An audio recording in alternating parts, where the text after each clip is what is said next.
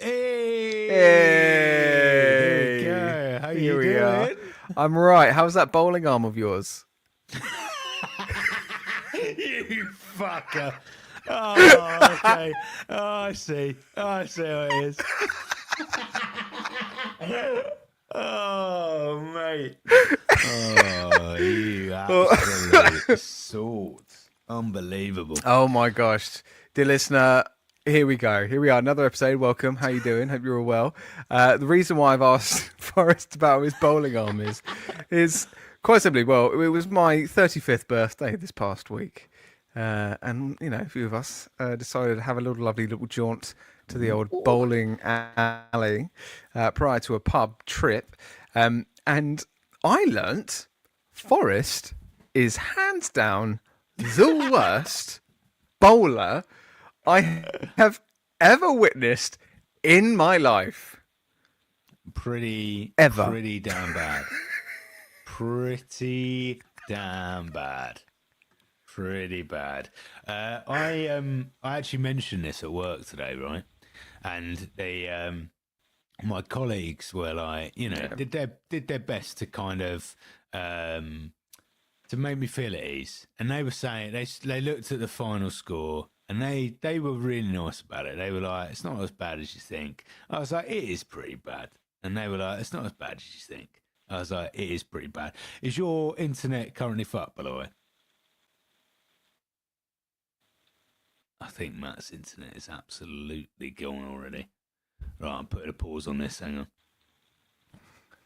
So, let's start again because your internet, like, it's raining out there, isn't it? It's really raining. It's been raining all day. It's viciously cold as well. I don't know if it's any cold where you are. We're not exactly far away from each other, but Is it any cold? It is quite cold here, about 10 miles away. Let me have a look. It's not raining now, though. Like the rain. Oh, no, it's a little bit of drizzle. Little bit drizz. yeah. Well, you're going to be hearing the little drizzly because it's the next to my conservatory. Sorry, dear listener.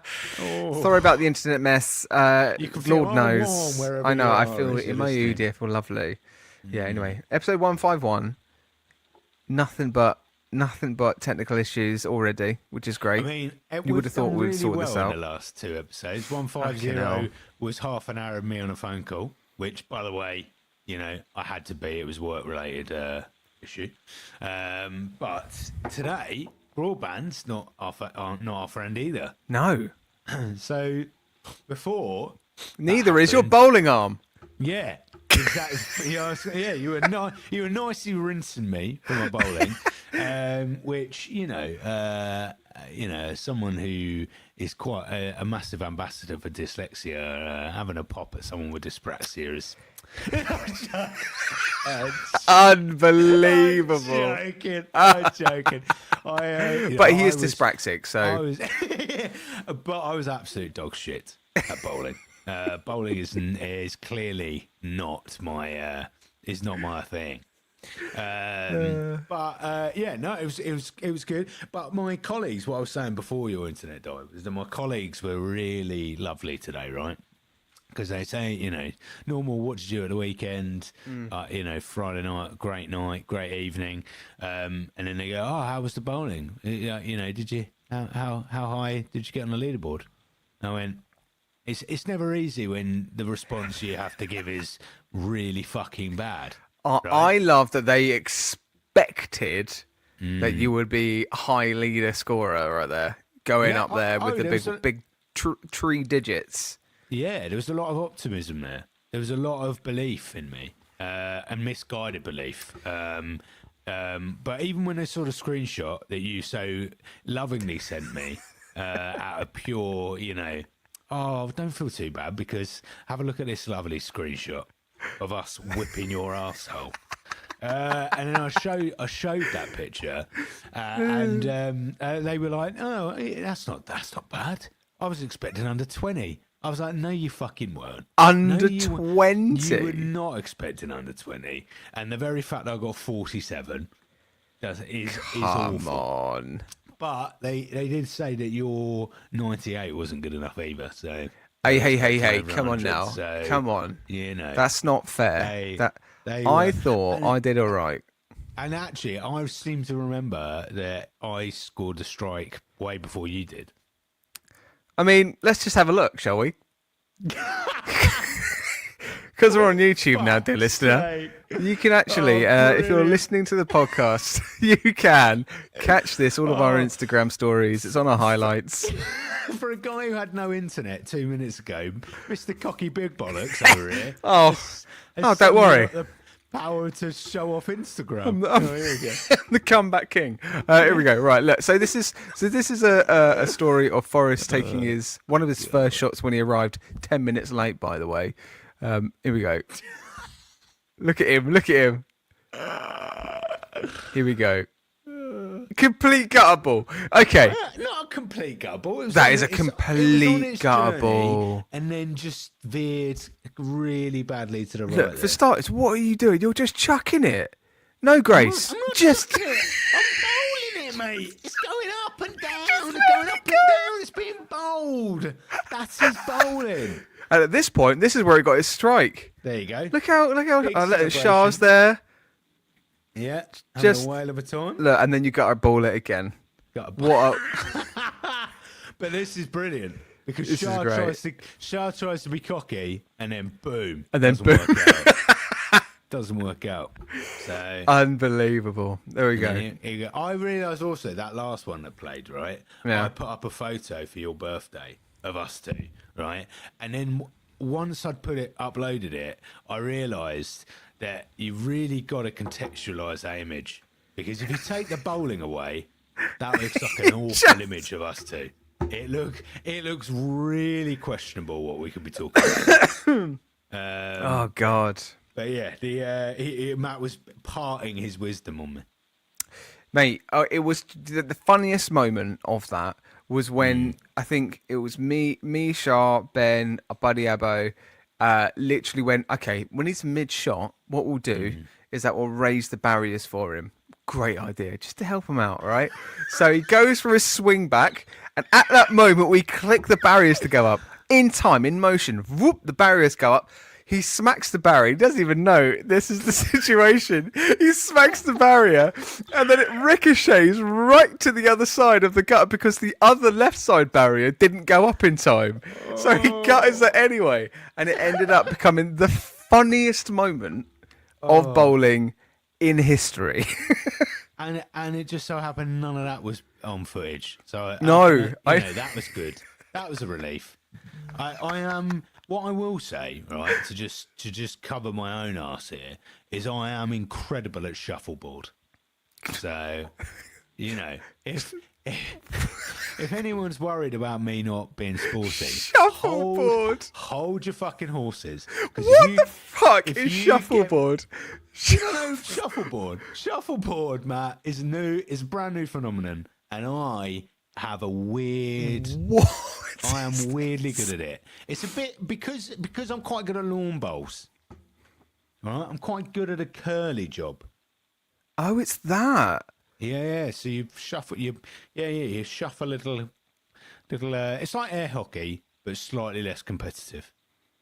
It's like it's that Olympic sport thingy where you just like. You get it. You're after there. Yeah. Oh, sorry. Yes. Fountain of all knowledge. Sorry. I think it's curling you're after there, Matthew. Okay. Yeah. All right. If you could refer to it, that would be, the International Sports Committee will be very much forever in your debt. So what I am not good at, I will freely admit, bowling is up there now. But who knows? We could have gone to. We could have gone to Laser Quest and I could have beaten your ass. But, Do you know what? Maybe we should, I think, as a little grand day out, maybe we should vlog it. Maybe we should do a little exclusive on YouTube. Oh, my God. Literally, yeah. I'm loving it. Get Shah involved because Shah wanted to do Laser Quest. We turned it down because we wanted to go to the pub and Shah was mightily upset. So I think that's what we should do. So we're going to vlog. Brilliant. A little, what is it called? Laser tag. That's it. Laser tag. Is the actual name locally, isn't it? But laser tag, right? But again, something. I don't know why I'm prepping this one because I think this is something I'm horrendous at. So I don't necessarily. I We'll don't have to like wait the and way see. this is going. We need No, to I find a love the sport way we this can is be- going. We can be mutually good at. No, because this is funny.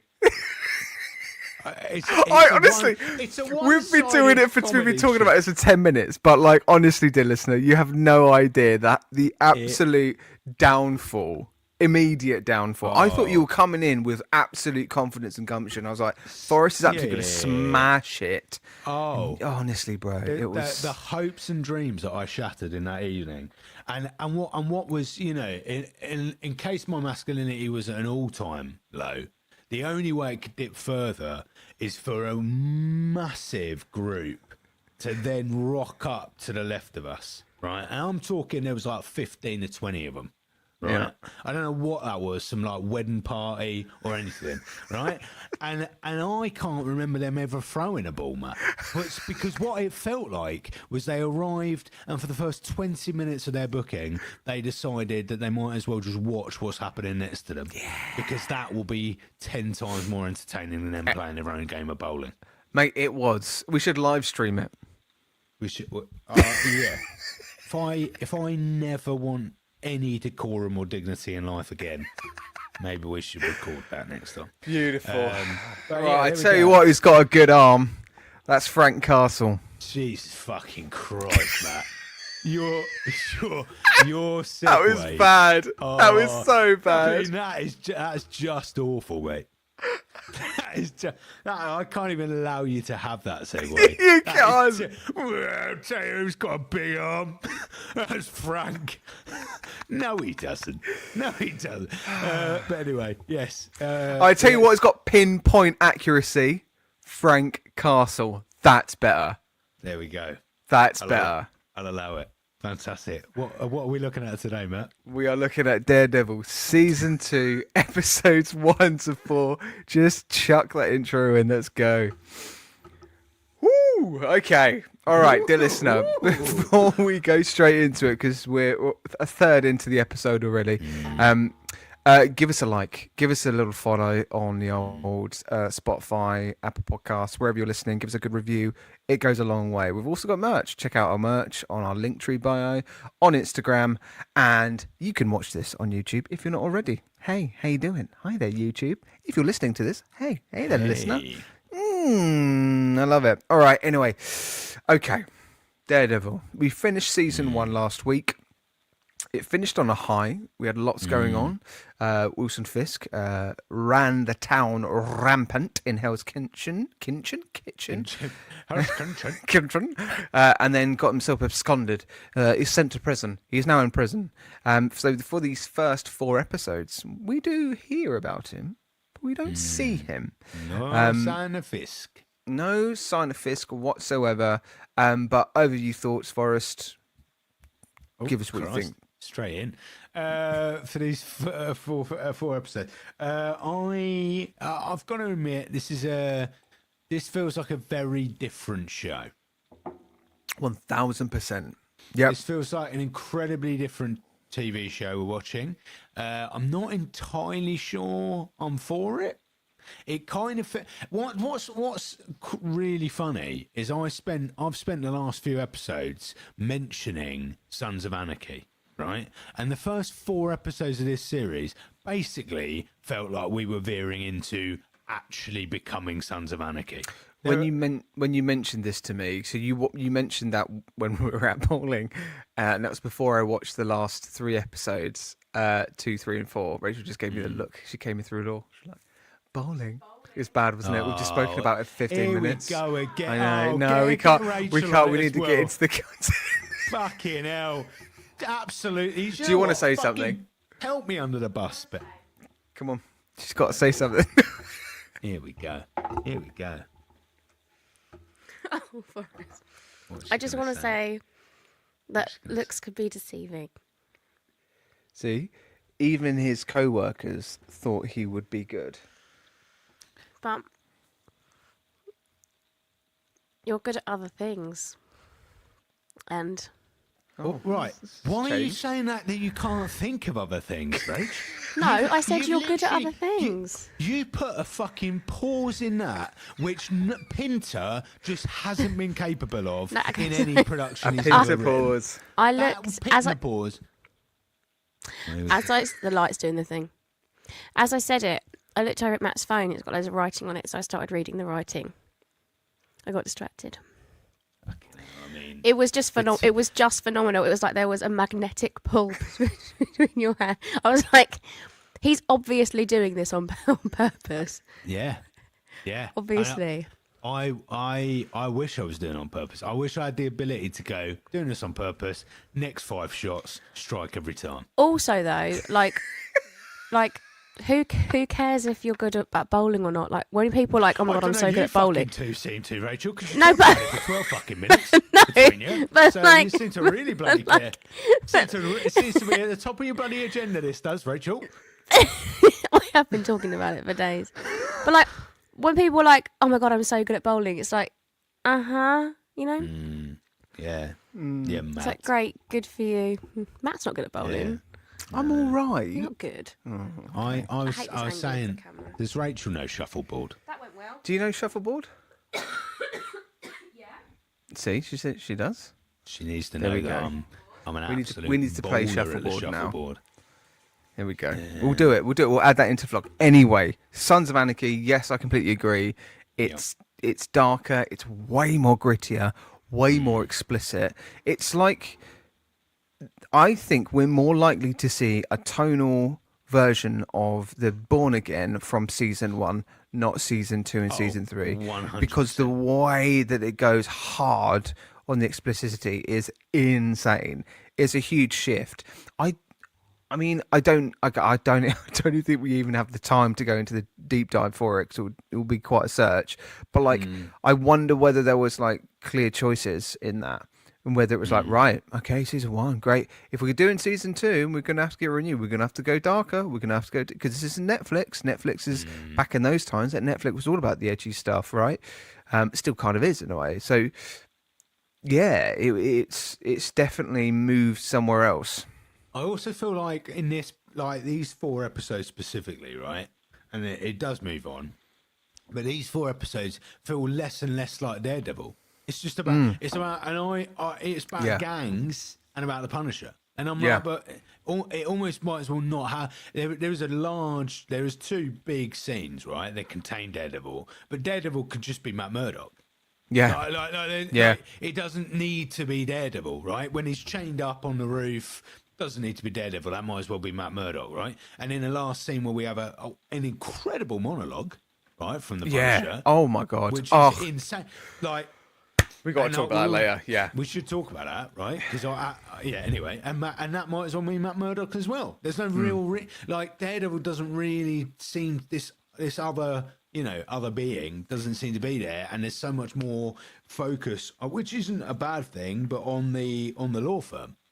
Yeah, I think you're absolutely right to say that. I think in the first 4 episodes, we probably got about 30% of that with screen time for Daredevil, actual Daredevil.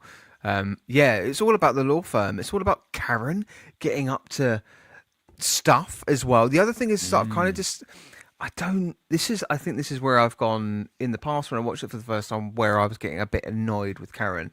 I think the choices that have been made in Karen's character here for these first 4 episodes are not the right ones.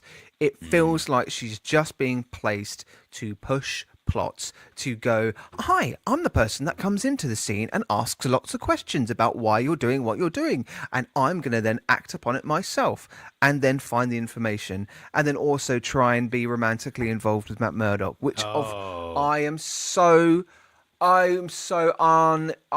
just not engaged in that at all. It's so unnecessary. We don't need her swanning over a superhero, a vigilante. It's just contrived. It's just, and I felt like that. I feel like her character is more intelligent than that. Do you know what I mean as well? Yeah. I mean, I feels like they've dumbed it down a bit. The last one about the pool table moment, right? Because that's the first bit we get, right? Is the car kind of like, are you just going to pocket the balls on the table? Or are you gonna You're going to pocket the balls in me too. Oh, And it, oh my god!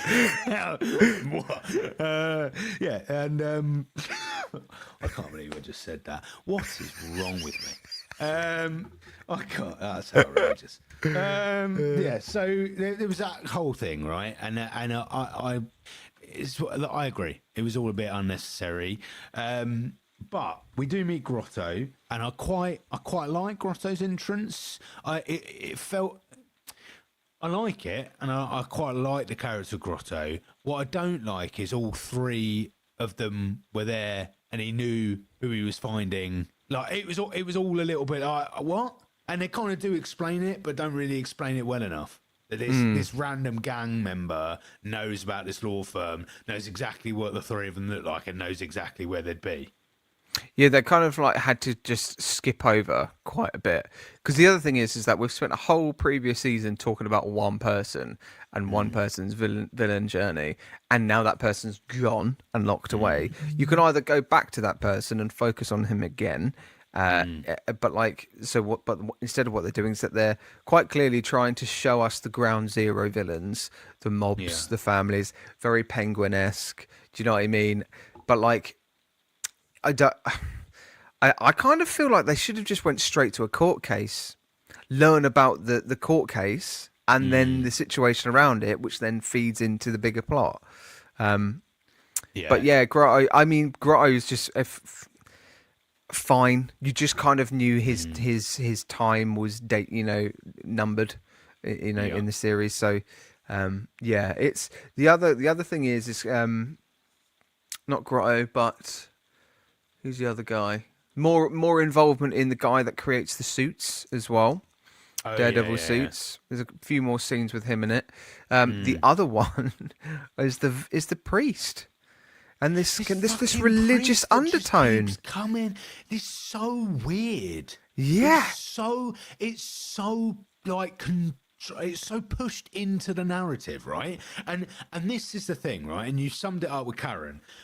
The writing of this program seems to be to force something in out of fucking nowhere that over time might make some sense. So this priest is just rammed into episodes for no real reason whatsoever. This religious like dialogue means fucking nothing. It's in the long run, right? It's like his placement in the show is that he is this kind of point of wisdom for Matt Murdock. However, the priest quite clearly has a very jaded background himself and has a very weird outlook for a Catholic priest. He just comes in, goes for a monologue, and leaves with nothing in between. Like, I wouldn't mind, but like if we got like a couple of scenes with him to see if he's up to no good or if he's doing something a little bit shifty, there is something shifty about him. So I hope that there is some payoff, because I can't remember if there is. So I hope there's some sort of payoff later down the line. But yeah, he must be a superhero himself, right? Mr. Priest. That's the only thing I could, Mr. Priest. Ah, okay.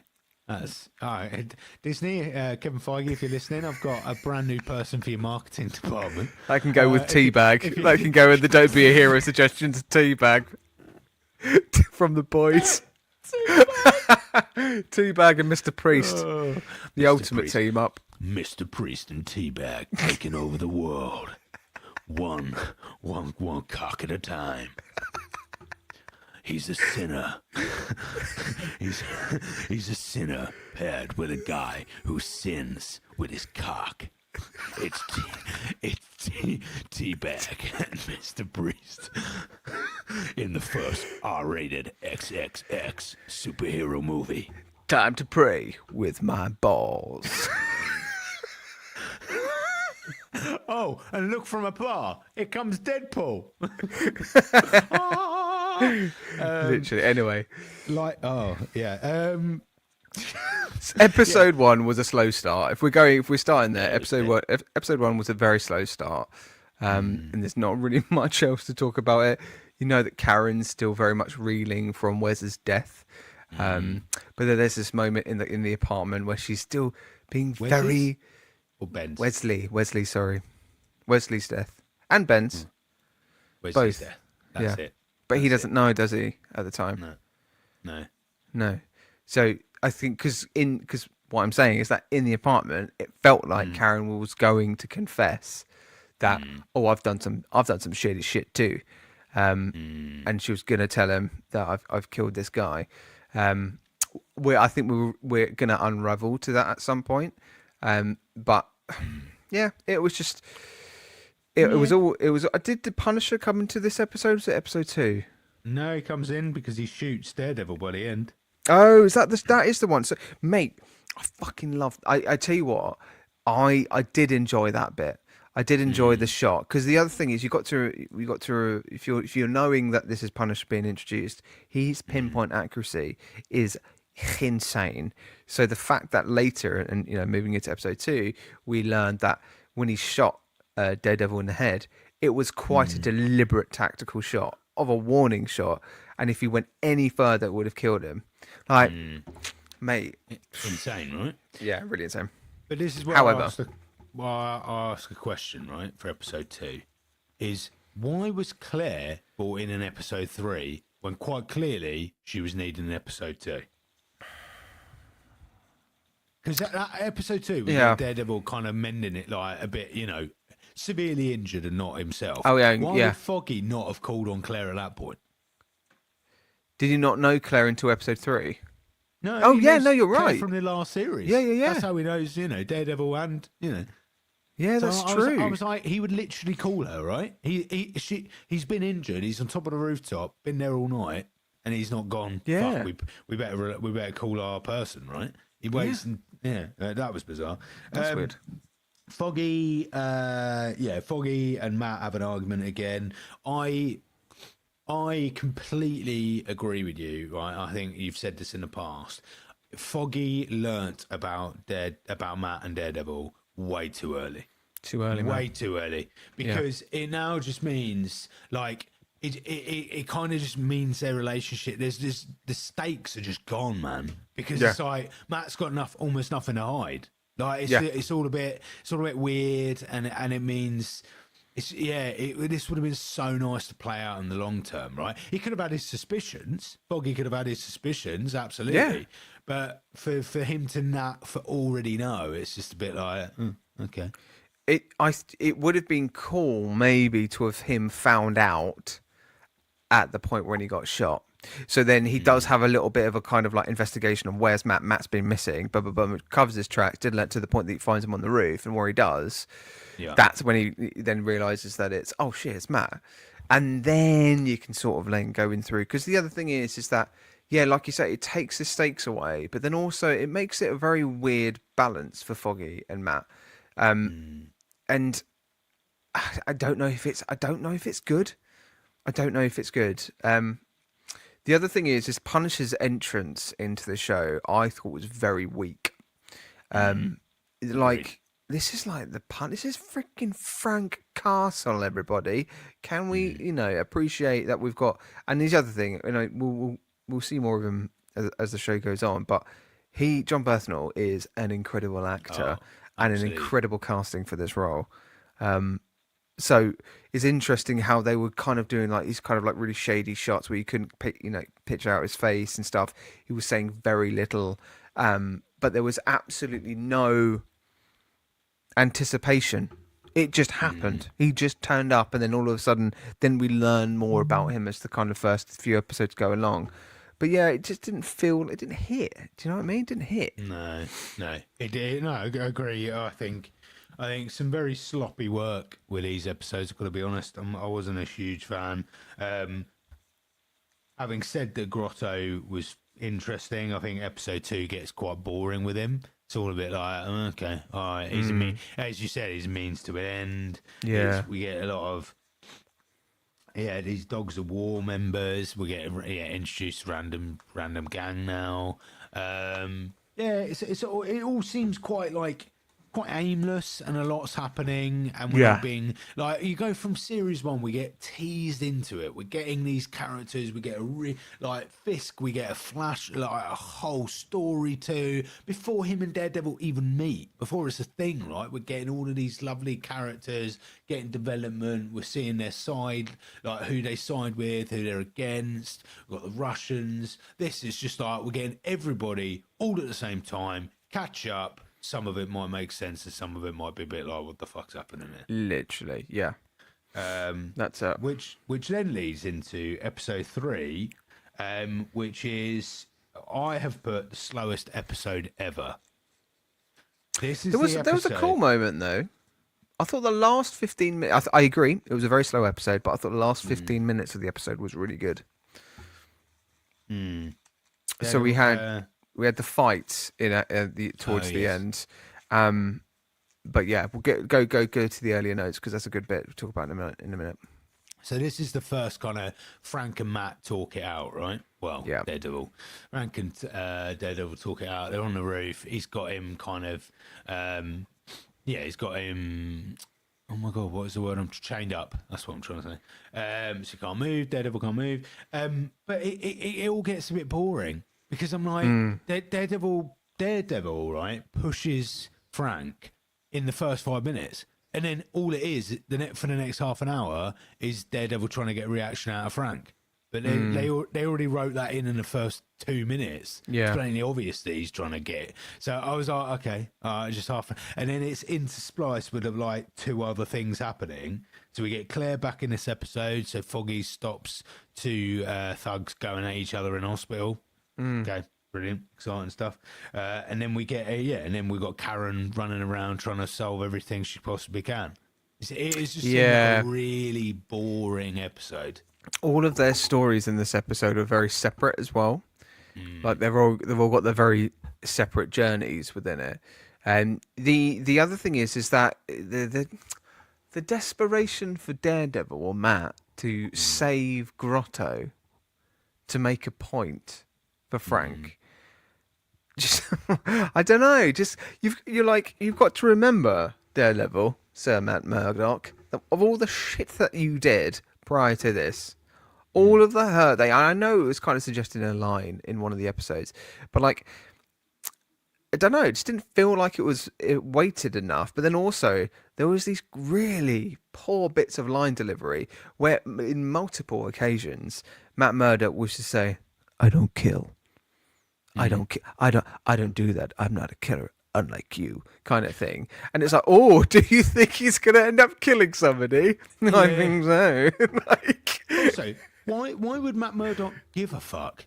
He's known Frank for 5 minutes. Yeah. He would just let him kill him as long as Matt Murdock is getting out of these chains and alive. Why would he give a fuck? He's got no allegiance to this Frank guy whatsoever. He's known Grotto for the grand total of 2 minutes. He's not going to get like a financial win from this. He's not going to win like his law firm's going to be unaffected by it. Like there's no reason for Daredevil to care in the way that he cares about this, right? The only reasoning that I can find is through the distress that Foggy is going through, knowing that Matt is the devil of Hell's Kitchen, and that he was like, you shouldn't be doing it this way, you should be doing it in court of law, and you should be letting the police do this, not you.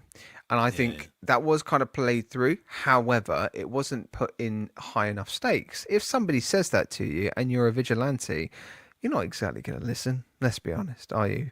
But then also, maybe in the circumstance, it probably would have been a good idea if Foggy or Karen got into some sort of shit, or if they got hurt, or if something happened to Claire, for instance, to bring her back into the fray. Do you know what I mean? Somebody closer to Matt to go, the priest, fucking hell, have the priest accidentally, the church been blown up by, the mafia, whatever it might have been, like, or being caught in the crosshairs by the Punisher, I don't know, but like, have something that he cares about to then go, I'm not going to kill, I've got to stop you, and I've got to make sure that Grotto stays alive for the purposes of this. Because at the moment, it just had no weight to it. And it feels like they're just trying to lead up to this kind of like eventuality of getting Wilson Fisk back. Because that's the other thing, is that it's just teetering on the edge of storyline, and we're just going to go back. We all know that now, beyond this point, we're going to go back to Wilson Fisk at some point in this series. So I did like in this episode the fight sequences. The fight sequences were dope. In the corridor, again, a corridor fight scene was so good. He had the chains, and he was kind of like whipping the lights off, whipping them around, smacking them. The old Marine guy that came out to see what the fuss was, he gets clipped in the arm by a gunshot. He then saves him, tells him to go back in the house. And it's just, and it just, there was a bit when it was down the stairwell, it then became a one shot, which I thought was really, really cool and very tastefully done. Again, I really enjoy the combat sequences within this. However, just that still feels a little bit flippy. Do you know what I mean? I know there needs to be a distinction between what Daredevil can do and, let's say, Batman's a little bit more kind of punchy, but there is something. If you're playing something as gritty as this, we need Daredevil to be as gritty. Yeah. So I just wonder whether, and again, I can't remember whether this is the case or whether this will be the case, but I hope that we have all this kind of like flippy, I'm knocking you down, I'm just taking you down, I'm not killing you kind of stuff. And then later when he does do his first kill and it gets a little bit more gruesome, that we see him become way more vicious. Yeah. But I thought it was cool. I thought that bit was good. But that was the only really redeeming factor, I'd say. Yeah. I thought episode 3 absolute weakest for me. But then we go into episode 4, which is just like stacked. We go from like, oh, here's 3 completely unconnected like things happening, to episode 4. We're gonna chuck everything at you, right? And actually, I think episode 4 has one of my favourite intros to an episode. The intro being, we see the Irish family surrounding the coffin. Yeah. And literally we get, I can't remember what his name is. Do you remember what the lead poncho guy is? I can't remember what I can't remember his name, but I swear to God, he played flipping Vincent Van Gogh in an episode of Doctor Who, I think. Wow. I think. What a reference there. His name is Tony Curran, who plays Finn. Finn. And he comes in, and like you're talking about this series being more vicious, he sticks a knife through like the guy's eye. Mate, it's gruesome. And then he, yeah, it's mad. And then he like topples over the coffin. Yeah. I mean, I'm a little bit confused because everybody knows him, right? And he's clearly kingpin in this little circle. But that guy that he put the knife in his eye, not a clue, supposedly. Yeah. Like, couldn't possibly be double crossing him. And I'm like, but this Finn guy is just huge. Like, the fact that no one's stopping Finn means that this guy is the shit, right? Yeah, so literally. How did this kid not see this coming in any way? I was like, oh, okay, all right, okay, fine. Yeah. I'll suspend my disbelief. But yeah, so that was it was cool though. I quite like the viciousness of it. And then we immediately go back to our good friend the priest at Grotto's funeral. Quite sad. Only Foggy, Matt, and Karen at the funeral. I mean, I don't know about you, Matt, but I really hope there's more than 3 people at my funeral. Mm-hmm. Sophie's just walked through the door, and that's the first thing she's heard me say. It is related to what we're watching. She can't hear you either, so she's got no context for that whatsoever. She just heard me say, I hope there's more than 3 people at my funeral. This is here halfway through your pregnancy that your partner's saying, Yeah. there's more than 3 people at their funeral. Well, there you go. I love that. You have just Isn't that great? on the podcast, Do you know what? Spoiler alert. Spoiler alert. Spoiler alert. Oh my Spoiler God.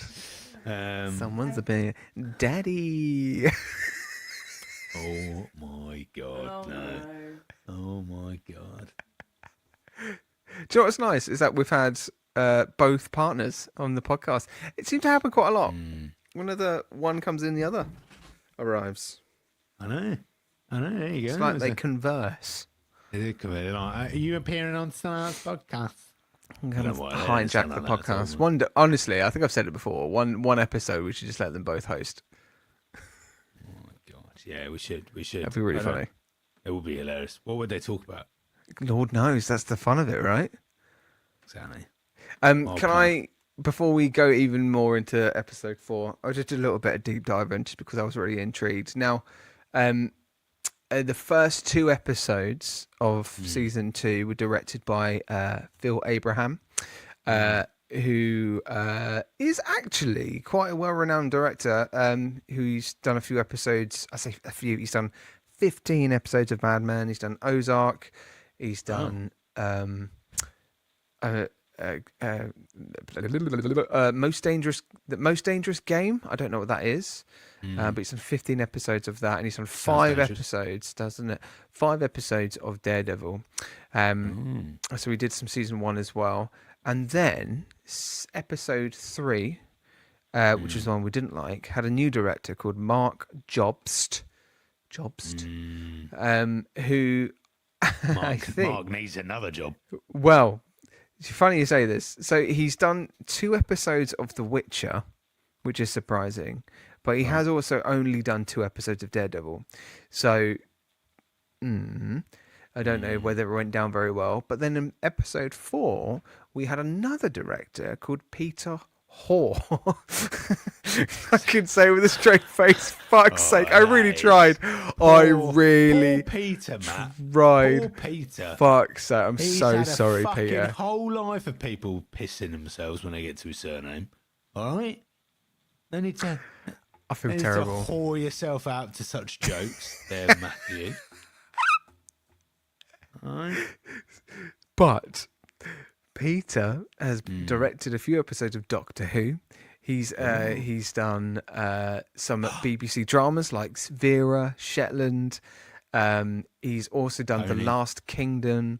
He has directed Umbrella Academy. He's also directed the fabulous award-winning series It's a Sin. Now that is good.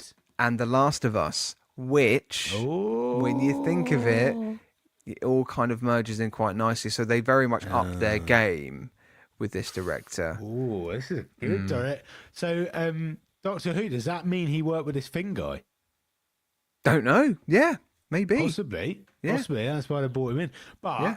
do you know what? I was just about to mention something, which now you've said that contextualizes it beautifully. Because one of my favourite scenes in this, right, and it's because of the direction of it, it's how it looks, Punisher at the fairground, right? And and the lights go off at the fairground. We hear a big doof, and the lights go off. The people fade away. It's dark. We get the Irish contingency coming from both sides of the fairground. One guy sat next to him on the park bench next to him. It's all set up beautifully. Chef's kiss. Great scene there. And now you've said that, 100% I can see it. That is, that's a gorgeous moment. And again, not to discredit the directors previously, but you could tell that the character development was much more realized in this episode as well. It was very much going to this. So this was the episode where we find all the contextual kind of reasoning of Frank Castle doing what he's doing, being the badass vigilante. I was like, if there's one reason to become a legit badass and vigilante, is the unexpected death of your daughter. So buy that. I do buy that. And when the viciousness and the harsh kind of ness to him you get, and this is the thing, right? So we have all these brilliant moments. It unveils through Karen breaking into his fucking house. Jesus Christ, Karen. Because why would she? Literally, have you learnt nothing? Ben is dead. Anyway, and then he obviously reveals that to Matt Murdock towards the end of the episode in an incredible monologue. Should we talk about that?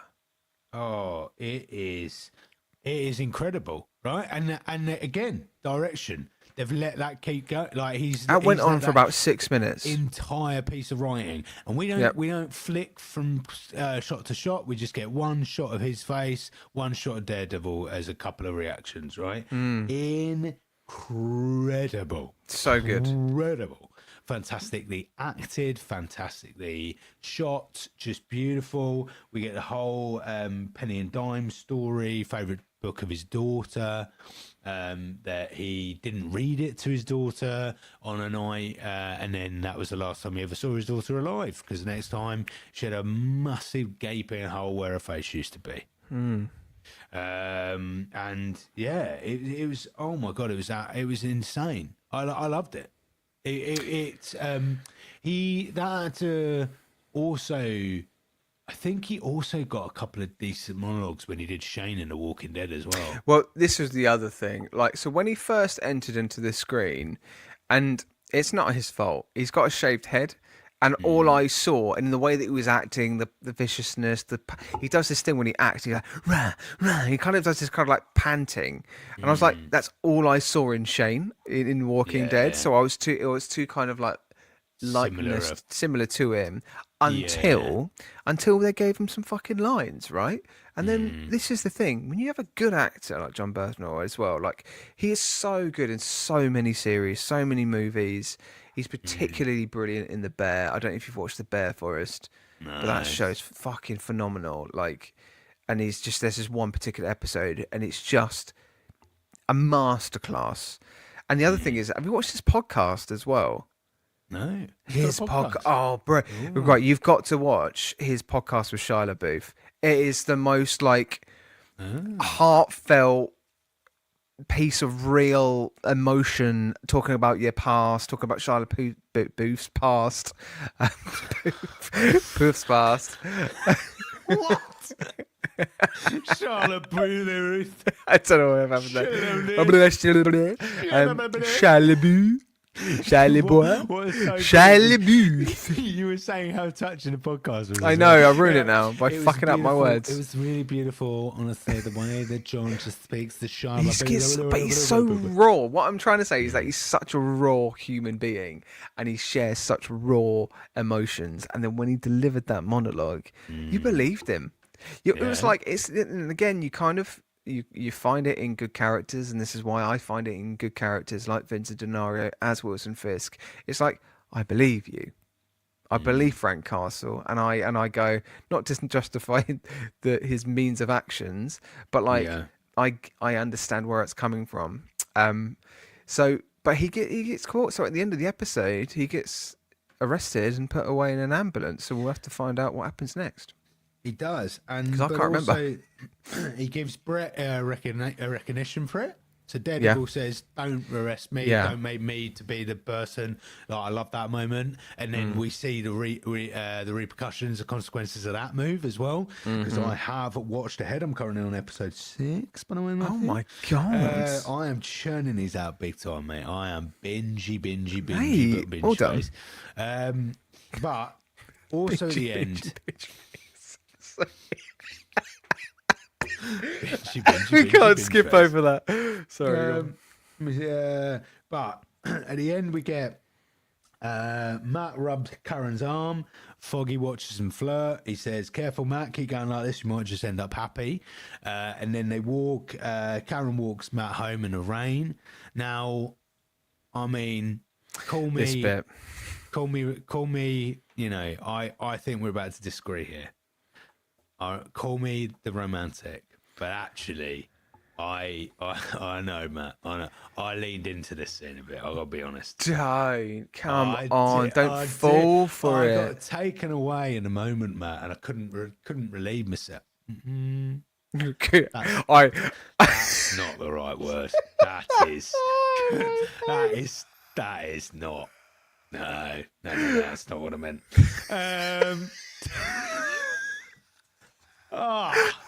Oh dear! No, I can't. Oh no! I didn't relieve Sorry. myself.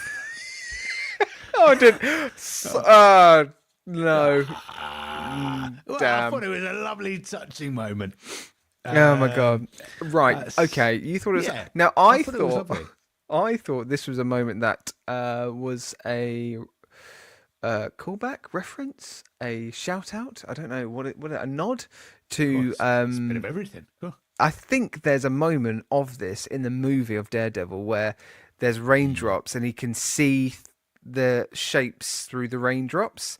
My brain was like, oh, he's gonna stand there and she's gonna like have rain coming down and we're gonna see this kind of like her face through raindrops kind of like appear through his vision. And I was like, oh wait, that didn't happen. Maybe that happened in Daredevil. So dear listener, if you know in the 2003 version with Ben Affleck, and if that does happen, let us know. But mate, I thought it was contrived. I thought it was so unnecessary. It is so I'm so done with this kind of like hopeless romantic kind of view to superheroes, bro. Like it's just, can we just like, and it just fucking make it a platonic male-female relationship? I was saying to Rachel earlier this morning, like there is no fucking representation really, very minimal, on just two straight people of the opposite gender or within that separate binary that are just friends. I agree. And I said, you know, when we did series 1, I completely agreed that the whole thing with Karen is a bit odd, right? Just getting on with Foggy at one point, had a date with Foggy, all that stuff. But cast all that aside, this scene, didn't you just think, oh, that's a bit lovely, that is. Like because they stop it, they just have the kiss. He says, "Can I take you to dinner tomorrow? Good night, Karen." She says, "Good night, Matt." She walks away. We see it in the background. He doesn't turn round. He just looks forward, and she. But it's like the James Bond effect, mate. It's the James Bond effect because he's like, "Oh, I'm fucking yeah." Because like they in season 1, Foggy for the whole fucking time was saying how much of a ladies' man he is, and he's like, "Oh, can I take you dinner?" And she's like, "Oh my god, yes, this is all I've wanted since episode 1." And he's like, "I've only just thought about it 3 seconds ago." He's not thinking about anything long term. He's not having the same feelings as she's having. He just want to have a quick fucking shag. Like it's not. But that's the point I'm Why making. do that to your friend? He doesn't invite her in, does he? If he did, and it was like literally they've gone from we're 0 getting to there 100, though, aren't we? We're like, come on. Not, I mean, not necessarily. I'm on episode 6, and I can confirm so far nothing's happened. So far, she is not. I just feel like if there's anybody that she should be with, it's Foggy. Really? Yes.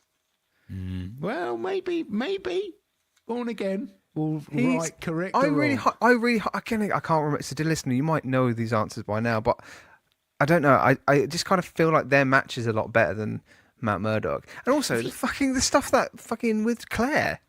What the fuck? There's none of that resolvement romantically has happened. No, yeah, do you know what I mean? I've forgotten about Claire. You can't two-time. No, and to be fair, we're about an episode away from him bonking somebody else as well. So Elektra turns up. This is So at the end of the episode, he walks into his apartment. He has a little chuckle, and then suddenly he's alert because guess who's in the space? Elektra. Or shall I call her straight from the off, just as a teaser for what I'll say next week? Tomb Raider. Fair. Basically. Fair. Might as well have cast a Tomb Raider. Because everything about her performance, as I will talk about next week, is basically watching Tomb Raider. So I think this is where Daredevil Netflix kind of goes off the rails a little bit, where it just brings in all these characters and stuff. Now, not to say Elektra isn't good. Elektra is good in this, but then it then goes into the whole, okay, well, soon we're going to get Jessica Jones. After that, we're going to get Iron Fist, like it all just kind of like trickles through. The Elektra thing it interests me. However, these first 4 episodes were all about Frank Castle, all about Punisher, and it kind of weaved. Yeah, like we got very little anything else really. So it all kind of culminated to his arrest. Right? When he says, "I'm pretty much done now, Red." Boom. Okay. Because like I've put in my notes that it kind of felt like it was a little bit of a season finale for the Punisher. Yeah. So I wonder. I'm really pun intended, foggy about this season. Because I wonder whether we'll get any more Punisher. You're ahead of me, so I kind of hate that this is a role reversal between us two here. But like, I wonder whether he comes back into it, whether he's now going to take the sidelines, and we're just going to focus on You Elektra. genuinely can't remember any of it. No, I'm genuinely a little bit blind. Episodes, weren't it? Yeah, It was a yeah. long time ago. It's we'll talk about it next week. There is something that happens that I was instant like kind of branches off of the whole Karen chat that we've had today. Oh, really? I'm excited for you to catch up and then for us to chat next week. Good Lord, you're on this. You are on this. I'm excited. Right, I tell you am what. Before we excited. finish up the episode, dear listener, Forrest, just give me what your give me your own tomato meter. Give me a rating on tomato meter for season 1, 2. Episodes 1 to 4. I would give this probably a 45%. Okay. What about you? Okay. 55. Okay. I'm gonna go a little bit higher, just because I think episode 4 was pretty deep, It pretty did bring good. it back. Yeah. So I'm not going to reveal the season 2 Rotten Tomato meter review because I think it'd be nice if we did that at the end of season 2, but we didn't do it for season 1. So I'm going to tell you season 1, mate. High, I reckon. What do you think it was for season 1 and the tomato meter? 92. It's 99. Whoa! Can you believe that? I mean, that's 99. We've never had a Wow. 99. We've never had a Fucking 99 hell. on this podcast. That's the issue. It's always destined to go down if you're gonna critically acclaim it that highly. You can't beat that, can you? Because I've looked, like, I've had a little like Google, right? Not on the Rotten Tomatoes, but as in when I was watching series 2, and it's just not as good. And then I was go online and see what people thought, and apparently season 3, like to a lot of people, is the best of the 3. So No, that's the one I'm more aware of. I think. I'm not even sure now, but yeah. I'm quite excited for it. Mate, it's a really good show, and I'm really glad that we're doing this. I'm also quite tempted that we do the Punisher, but I think this would all kind of like happen around when Born Again happens. Yeah. But yeah, hey, look, we'll go straight in next week with episodes 5 to 9, I think. And yeah, for our bonus episode this week, dear listener, we've got a wonderful interview episode with James Dealey, who is a podcaster, veteran, 20-year vet. We had a brilliant chat with him. It's a very, very good interview. It's a very good interview about kind of learning about podcasting, cosplaying, because we don't know anything about it, do we? We see it. Do you know what I mean? We see the work, but we don't actually know what goes into it. So it's a really good episode if you, dear listener, are looking into do anything like that or get into anything like that. Yeah, and we've got a couple more coming out as well. Well, and also we've got to do Captain America, haven't we? Yeah, we When's that do. out? That will happen at that- some point as well. Is that this week? Jesus, that is this week. That's Friday, isn't it? So I don't know what we're going to do for bonus, to be quite honest. We've Well, said I never know. James. It might be James. It might be James. It might 2. be. Yeah, it might be 2. I mean, that'd be That'd be a bit crazy, excessive. isn't it? 3 episodes. We a are week? churning out the Christ, content. Churning the content, and we're still another interview we recorded last week. Oh my We're gosh. so over prepared. What might happen, maybe, Forrest, a little bit of podcast admin, if we do go see Falcon Winter Soldier, fuck's sake, if we Brave do New go World. and see Captain America, it might be out this Friday coming, Instead and then of this episode will come out on the Sunday. So if you've just heard his little gambit about James, that might have already happened. Yes. Who knows?